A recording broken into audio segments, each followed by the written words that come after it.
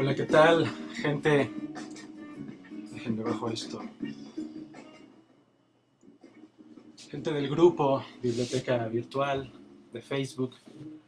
Yo soy Víctor Sampaio y estoy transmitiendo en vivo desde la Ciudad de México para Argentina y ojalá, ¿no? Para otras regiones más en Latinoamérica y España. He visto gente de Uruguay por allí interactuando, de Chile. Y pues nada, antes que nada, quisiera agradecer a Selva Di Pasquale el espacio, ¿no? Las ganas de difusión, todo lo que implica, ¿no? Estos quehaceres literarios ahora con el asunto de la pandemia, que pues como su nombre lo indica, ha pegado a todo el planeta de manera bastante salvaje, ¿no? Esperemos que poco a poco empiece a disminuir sus efectos. Y pues nada, este espacio, lo bonito de todo esto es que la lectura sigue, ¿no? La escritura sigue. Y en este espacio lo que queremos hacer es precisamente eso, ¿no? Armar la lectura, que se dé a conocer la obra de gente de pues buena parte de Latinoamérica. Creo que la idea original nació en Buenos Aires, pero como todo lo que se hace bien se puede expandir, ¿no? Pues, a México, por ejemplo, a España. Me hablaba una amiga que quería verlo, pero me imagino que ellos ya están cerca de la medianoche. Entonces, pues, más que nada eso, ¿no? Tratar de difundir la obra de la gente, tratar de que todo continúe como si la pandemia no fuera realmente una tormenta que se cierne sobre nuestras cabezas, sino simplemente un accidente de nuestra cotidianidad. Ojalá que poco a poco regresemos a algo parecido a una normalidad, o que en todo caso se mejore, ¿no? Porque también es la idea de todo esto cuando hay desastres naturales o cuestiones como esta, ¿no? De un virus que de pronto surgió, pues es que aprendamos de ello, ¿no? Y cambiemos un poco nuestra manera de ser y hacer las cosas. En esta ocasión, como pueden ver aquí, este es mi segundo libro, Momenta Califorida. Eh, Les voy a leer, espero que dé tiempo, unos 2 o 3 cuentos no tan largos de este libro, que se publicó a finales del año pasado, de 2019, a través del sello Camelot América. Ellos bueno, tienen su base en Asturias, en España, y pues es una editorial relativamente nueva, arriesgada, ¿no? Los españoles suelen ser así en los aspectos editoriales. Y pues ellos decidieron editar mi segundo libro, del que voy a leerles algunos relatos. También tengo por acá el otro, pero pues esto funciona un poco como con los grupos, ¿no? La música. Normalmente se toca el disco más reciente, ¿no? Para que la gente lo vaya conociendo, para que vayan opinando, etcétera. Los 3 relatos que les voy a leer en esta ocasión son El odioso sin sentido, acerca del desdoblamiento que puede tener el yo, ¿no? Uno mismo, a veces cuando uno no cree reconocerse de pronto en el espejo y suceden cosas extrañas que te gustan, cosas que antes no te gustaban, o que haces cosas que antes no hacías, ¿sí? El segundo relato se llama Generosidad y es sobre un tipo muy particular de mendigo que me tocó conocer acá en la Ciudad de México. No les digo más para no spoilerearlo, pero bueno, es una de esas cosas que a uno lo descolocan, ¿no? De pronto. Y el tercer relato, que se llama Por la calle Hermú, que es sobre un acontecimiento sumamente insignificante, pero al mismo tiempo inolvidable, ¿sí? Porque ya lo conocerán, pero sucede en una calle de Atenas que se llama precisamente así, Hermú. Entonces, amigos, si no hay más por el momento, que eso es lo que yo digo, ¿no? Empezaremos la lectura con El odioso sin sentido.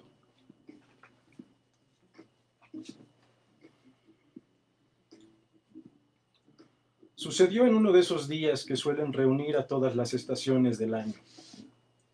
Por la mañana el sol era de tal intensidad que hasta el más pesimista presagiaba un día espléndido. Sin embargo, a eso del mediodía, bandadas de hojas secas comenzaron a corretearse tanto en el cielo como en la tierra. Y al poco rato cayó una granizada terrible y fugaz. un heraldo del fin de los tiempos que, con trozos de hielo del tamaño de las ciruelas, aporreó cristales, automóviles, toldos comerciales y una buena cantidad de cráneos que apenas alcanzaron a cubrirse con portafolios, periódicos o con las poco útiles manos. No obstante, duró apenas unos minutos, porque enseguida volvió a emerger un sol triunfante, soberbio, el cual derritió las heladas montañitas de las aceras en menos tiempo del que una persona emplearía para separar todos los gajos de una naranja. La demencia de aquel día me obligó a refugiarme en una cafetería que rebosaba de personas contrariadas e impacientes. De hecho, me asomé a los ojos de varias de ellas por accidente, mientras buscaba un lugar libre y conseguí entrever hordas de aviesas palabras que sus bocas se empeñaban en retener. Cuando al fin conseguí una mesa, de inmediato un sujeto uniformado me preguntó qué me serviría. Lo hizo con hastío, lo cual me indicó que se trataba de una invitación a consumir algo o a largarme de una vez. Pedí un turco, y así me entretuve su buena media hora, formando remolinos en el oscuro y humeante líquido de mi taza, con una cucharita que campanilleaba dulcemente, bebiendo a sorbos pausados, reflexivos, y contemplando el espectáculo de una intensa batalla entre la lluvia y el viento a través de los ventanales del establecimiento. Los minutos seguían su curso, incapaces de hacer otra cosa, y tal como sucede en esos sitios llenos de gente civilizada, se fue acercando el momento de pagar por mi consumo, o de consumir más, por supuesto. Opté por lo primero. Afuera todo lucía más tranquilo. La lluvia parecía sometida por un sol que emergió con brusco vigor, y pensé que era la oportunidad perfecta para salir y llamar un taxi. Extraje de mi cartera un colorido billete, cuya imagen principal es un personaje histórico que lo mira a uno con semblante severo, tenebroso, con lo que recordé esas estampas religiosas ante las cuales te sientes casi obligado a hacer genuflexiones. Y, en fin, en ese maldito instante en que estaba por saldar mi deuda, de pronto un vendaval abrió de par en par las puertas de la cafetería y me arrancó el billete, que yo sostenía entre el índice y el pulgar. Y entonces contemplé frente a mis narices cómo la racha de viento que había abierto las puertas ahora regresaba al exterior, semejante a la resaca del mar, e impulsaba mi billete hacia afuera de una forma que solo puedo calificar de diabólica. Tanto el mesero como yo permanecimos algunos segundos estupefactos. Sin embargo, yo creí conveniente ir en pos del billete, que giraba en torno a su propio eje por encima de la acera, gracias a un remolino que jugaba con él justo afuera del local. Salí. Ahí estaba, doblado, tembloroso, y cuando estiraba la mano para atraparlo, el viento volvió a impulsarlo lejos de mí, elevándolo varios metros de altura para luego deslizarlo en diagonal a unos 100 pasos de donde yo lo observaba con la boca abierta, incapaz de creer en lo que sucedió a continuación, cuando una anciana lo cogió con parsimonia inaudita, meditando acaso, a juzgar por su sonrisa, en que la vida ya le debía ese tipo de detalles. El mesero quería su legítimo pago, por eso no lo culpo de haberme seguido con un bolígrafo y un cuadernillo lleno de notas de consumo, aunque sí le reprocharía su actitud innecesariamente hostil. Y es que, aunque fue testigo de la extraña aventura de mi billete, su rostro se mostraba implacable, nada proclive a sentimentalismos.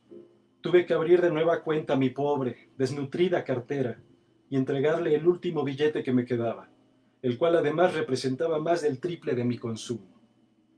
Lo recibió enarcando una ceja y enseguida lo guardó en el bolso de su camisa. Chasqueó la lengua repetidas veces, recargó la libretita de notas en su palma derecha, mientras que con la izquierda garabateó algunas cifras. Arrancó la hoja y me la extendió. La cogí. Él gruñó con gesto admonitorio, arqueó una ceja y ¡paf! Se marchó sin decirme nada, sin entregarme el cambio y sin mirar ni una vez hacia atrás, donde yo estaba. Me quedé de piedra mientras lo miraba alejarse con largos pasos hacia la cafetería. Una amargura espesa se apoderó de mí, pero decidí no reclamar nada, seguir mi camino. Me daba la impresión de que ese día estaba dislocado, si entienden lo que quiero decir.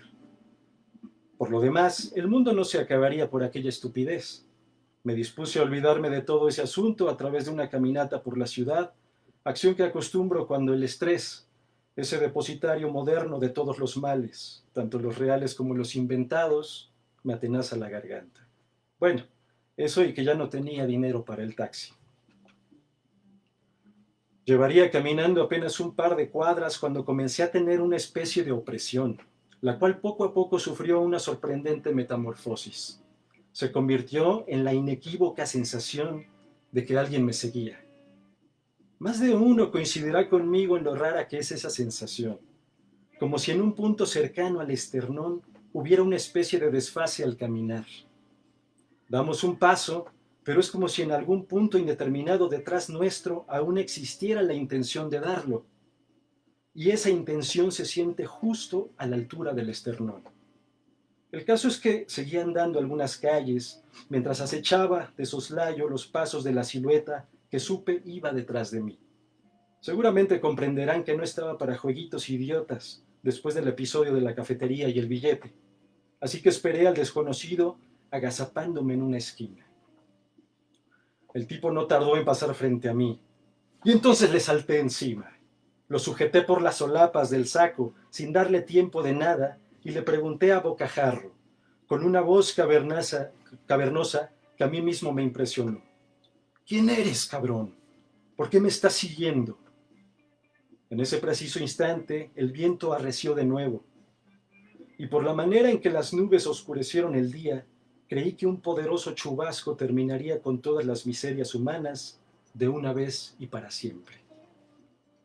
Sin perder la compostura, el tipo me dijo que eso no tenía la menor importancia, y enseguida guardó silencio. ¿Quién eres, puta verga? Insistí con una crispación eléctrica. Sabía que tarde o temprano todo esto desembocaría en la violencia, y eso no sé por qué, pero me llenaba de una alegre expectativa.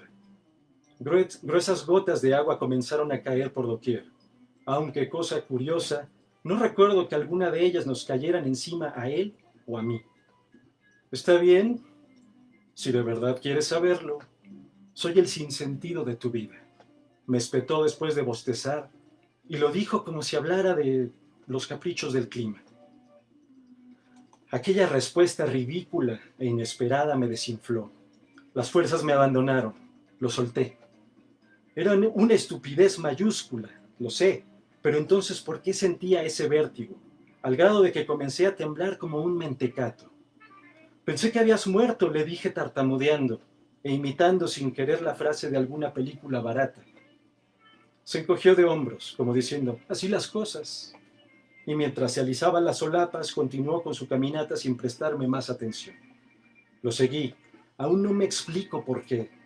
Al final no cayó ningún aguacero y el viento se limitó a gemir rezongonamente entre los callejones, como animal apaleado. Caminamos a la par, casi marchando.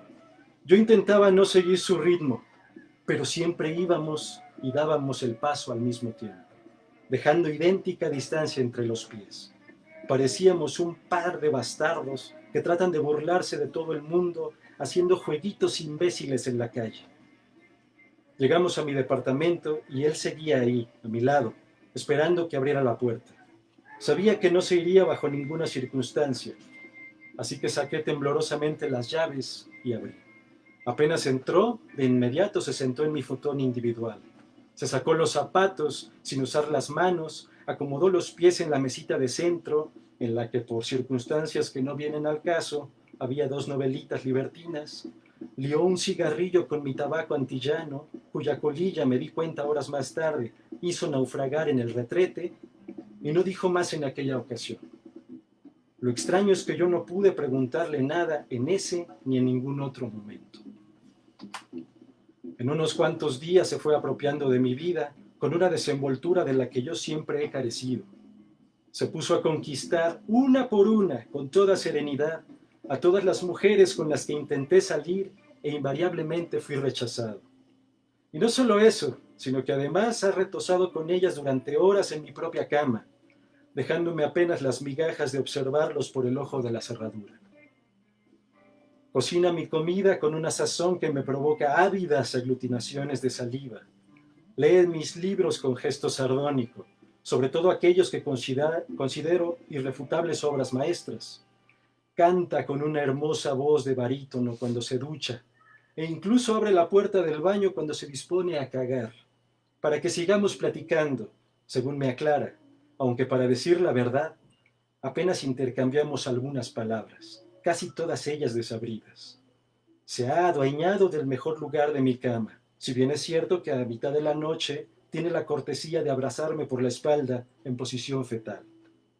Se pone mis mejores camisas y veo con horror que está a punto de vaciar un frasco de loción francesa Pour Homme, en la que gasté más dinero del que cualquiera despilfarraría en una noche de fiesta.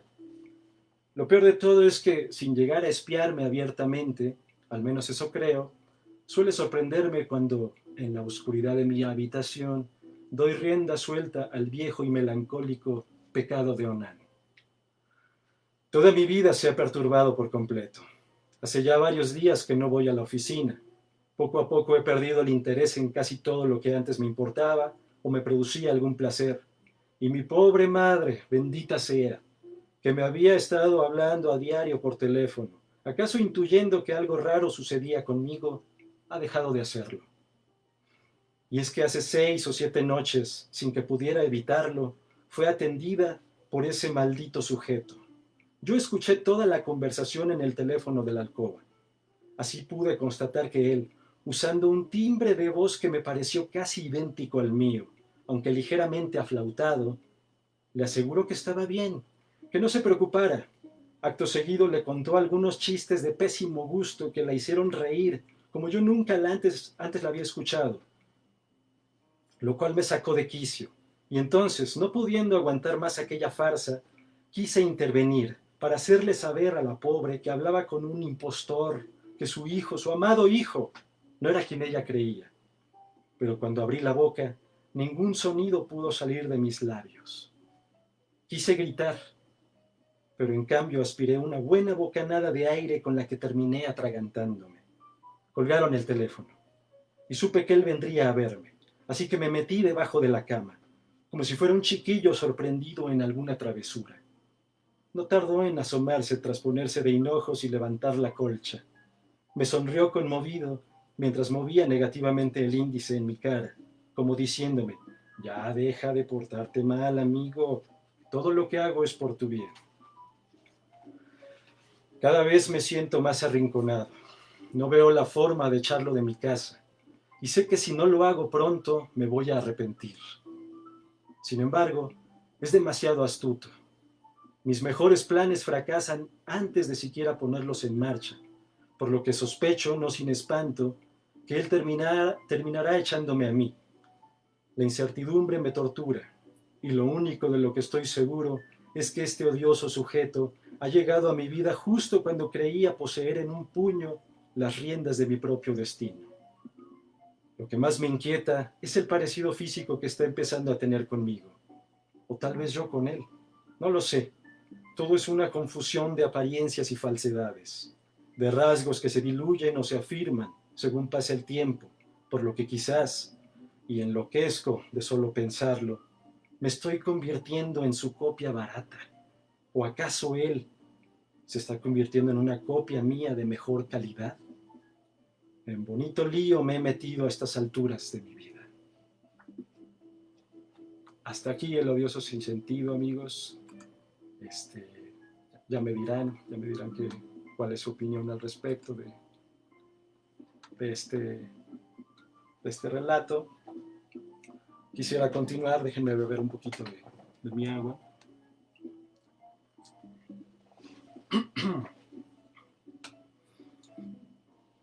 Quisiera continuar con el segundo relato de esta ronda, de este pequeño concierto en vivo, digámosle así, que es generosidad.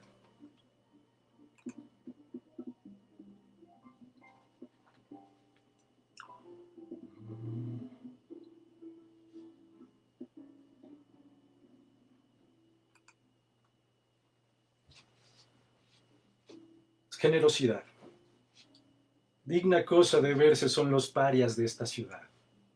Ese harapiento grupo compuesto por mendigos de todas las calañas, con diversas aptitudes, ya sea para el canto, actividad monopolizada casi siempre por los ciegos, los versos, los lloriqueos lastimeros, la venta de baratijas y productos de imitación, o incluso para la recitación de aterradoras profecías apocalípticas.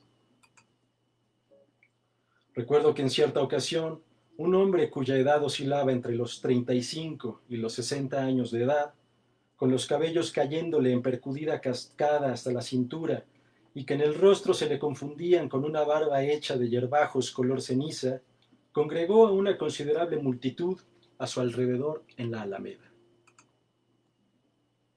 Vociferaba a la manera de los profetas antiguos, una especie de Elías urbano que, mediante inesperados cambios de ritmo y entonación, y usando una cuidadosa selección de ademanes, denunciaba las mentiras de las grandes corporaciones alimentarias con una voz que me hacía pensar en hojalata arrastrada por el asfalto. Cuando finalizó su lúgubre perorata, estuve a punto de aplaudir, pero entonces comenzó a lloriquear mientras pedía las consabidas monedas y, algo decepcionado, aunque todavía febril, decidí continuar con mi camino. En otra ocasión encontré en el metro a uno que, tras vociferar religiosas sentencias acerca de los generosos de corazón, se encaraba con cada pasajero para exigirle en metálico su dosis de bondad. Y si alguno se hacía el desentendido, o volteaba el rostro a otro lado, o más aún, si de plano se negaba a darle un solo céntimo, el mendigo entonces montaba en ira y le advertía agriamente acerca del infernal destino que le aguardaría a su alma por no soltarle una miserable moneda a él, un pobre necesitado de esos que son los favoritos de Dios, con lo que al final consiguió que su vasito de plástico rebosara con una nada despreciable cantidad de monedas de 1, 2, 5 y hasta 10 pesos. El desfile podría continuar por un buen rato, pero no han sido esos los parias que más han logrado impresionarme. Ni siquiera aquel que suele arrastrarse sin piernas por los vagones del metro, al tiempo que se aferra patéticamente a los zapatos de los espantados viajeros. Tampoco esa mujer, cuya cristalina voz de soprano eriza los cabellos del más imperturbable cuando descubre que las cuencas de sus ojos están vacías. O ese que muestra sin pudor un pie gangrenado hasta la rodilla, mientras arroja a todos una mirada en la que se mezclan el desprecio y el desafío, sin rastro de súplica. No, señores, nada de eso se compara a lo que me sucedió en otra ocasión en la colonia Roma. Aquel día el calor era tal que la gente abarrotaba cualquier sombra disponible para ponerse a sudar sin efectuar el menor movimiento, como si todos tuvieran la consigna de acudir allí solo para expulsar algunos líquidos corporales. Al inicio de la tarde, yo tenía que ir a ese lugar para despachar un trámite de cierta urgencia. El caso es que mientras estaba ocupado en estacionar mi bocho dentro de un espacio ínfimo, se acercó una mujer muy elegante que comenzó a contarme una historia fantástica, barroca, llena de absurdas casualidades, nombres de gente desconocida, hoteles en ciudades exóticas del Medio Oriente, contratiempos burocráticos, equipajes extraviados, maridos y amantes, escándalos, familias de rancio abolengo. Durante todo ese tiempo la mujer permaneció a menos de 1 metro de distancia de mí, siguiendo de cerca los penosos movimientos con los que intentaba estacionar mi vehículo. Tras varios minutos sin parar de hablar, siempre con deliciosa, delicada cortesía, y yo aún luchando contra el espacio diminuto, al fin dijo que necesitaba urgentemente de mi ayuda.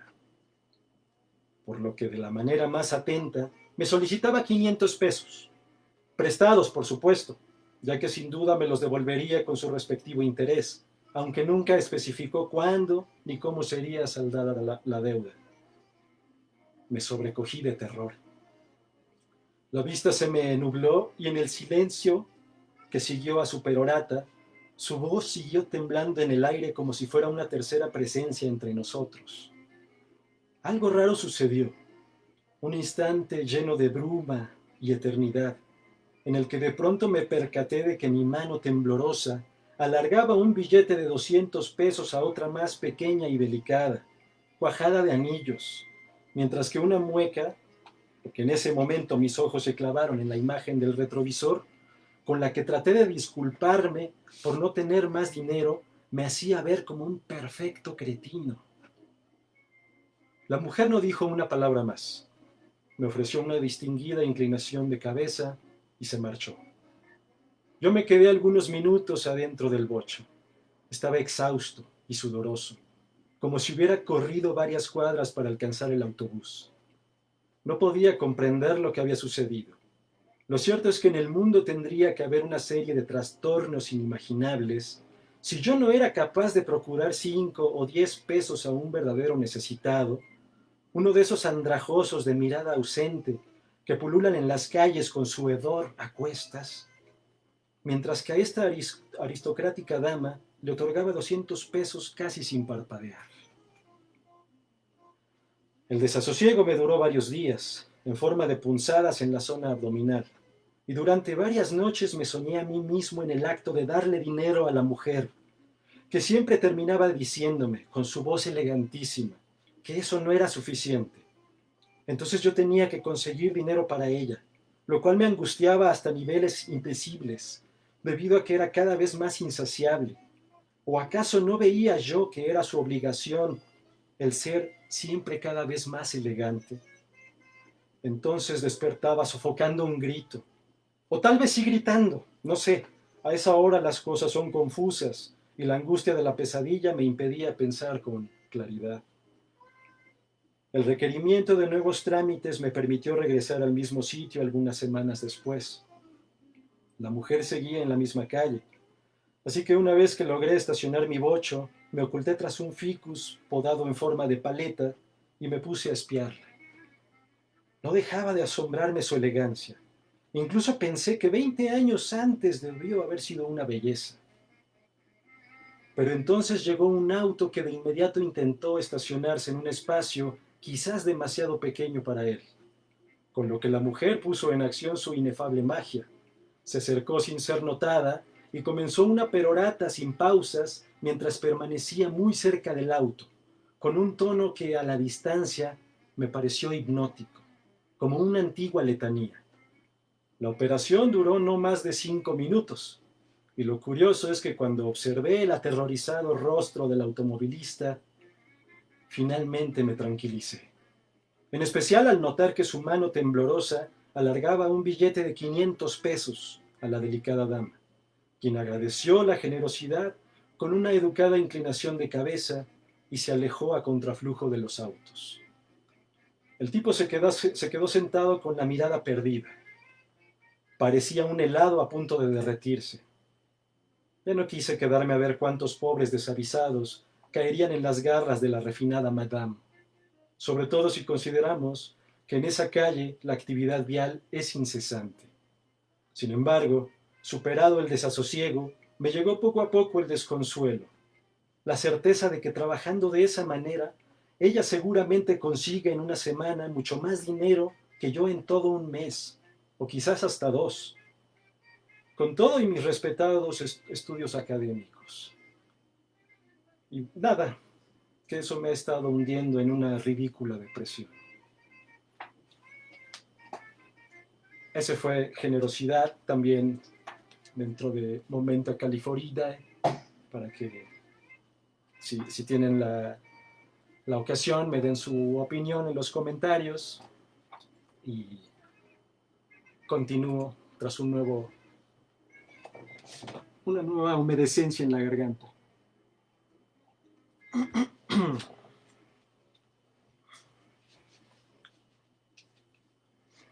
El tercer relato, ya les había dicho, se llama Por la calle Hermó. Y dice más o menos así. Aquella vez caminábamos por la calle Hermó, en Atenas. Una calle peatonal ancha, llena de gente y escaparates con toda clase de mercaderías, aunque la mayor atracción era una iglesia bizantina en perfecto estado de conservación. plantada oníricamente en medio de dos filas de construcciones cuadradas, funcionales, como una hermosa flor surgida, sin saberse cómo, justo en una grieta del asfalto. Entre el continuo fluir de los transeúntes, a cada paso encontrábamos músicos, mimos, acróbatas, africanos que vendían baratijas y también, por supuesto, magníficos mendigos que lloriqueaban mientras hacían sonar unas cuantas monedas dentro de un mugroso recipiente de plástico u hojalata. Cuando nos detuvimos para sacar dinero de un ATM, de un cajero automático, vi a un niño de unos 8 años sentado en la acera, justo frente a una cafetería. Parecía griego, aunque lo mismo podía ser búlgaro, turco, rumano, armenio o incluso mexicano, si alguien me apura. El caso es que en la mano tenía un vaso de plástico en el que se adivinaban las pocas monedas, casi todas céntimos de euro, que había conseguido a lo largo del día entonando una lastimera oración, ininteligible para mí, pero que seguramente no distaba mucho de las que suelen escucharse por estas tierras.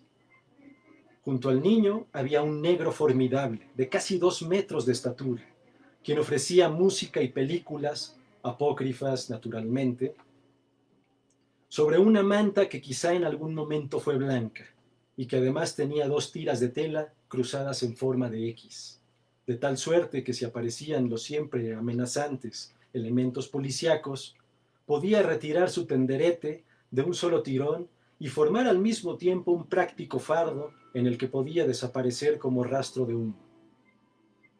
La gente fluía sin cesar y sin reparar mucho en ellos, pero el niño parecía cada vez más aburrido. Los bostezos casi le descoyuntaban la mandíbula, mientras que abundantes lágrimas de tedio le inundaban los ojos. En cierto momento miró su vaso con las pequeñas monedas y de qué forma las miró, como si fueran bichitos hallados en el hueco de un árbol o digamos una fila de hormigas arrieras, de esas que siempre van cargando pedacitos de hojas. Entonces hizo algo inesperado. Volteó el vaso con una lentitud solo explicable por ese mismo aburrimiento y las monedas cayeron, una tras otra, emitiendo breves quejiditos metálicos justo antes de perderse en una coladera ubicada bajo sus pies. El gigante moreno, mientras tanto, intentaba no mirar el insensato divertimento del niño, y sin embargo, no lograba controlar sus descomunales miradas de soslayo, llenas de un indescriptible sufrimiento, como si en cierto momento hubiera deseado con toda su alma arrancarle el vaso de las manos al mocoso, arrancar también la coladera del piso con sus poderosas manos y rescatar, en una palabra, los minúsculos discos de metal que yacían, acaso para siempre, entre las vastas inmundicias de la ciudad, y que pese a todo aún emitían sus diminutos centelleos. Todo duró apenas unos instantes, porque el niño enseguida arrojó el vaso al suelo. Se levantó de la acera, después de bostezar una vez más, y se alejó arrastrando los pies por la atestada calle Hermú. Bueno, pues gente, amigos, amigas del grupo de Biblioteca Virtual, ha sido para mí un gran placer estar con ustedes en esta transmisión. Ya me pasé un poquito del tiempo que me habían dicho. Espero que no se moleste Selva. No, no lo hace, es muy buena persona.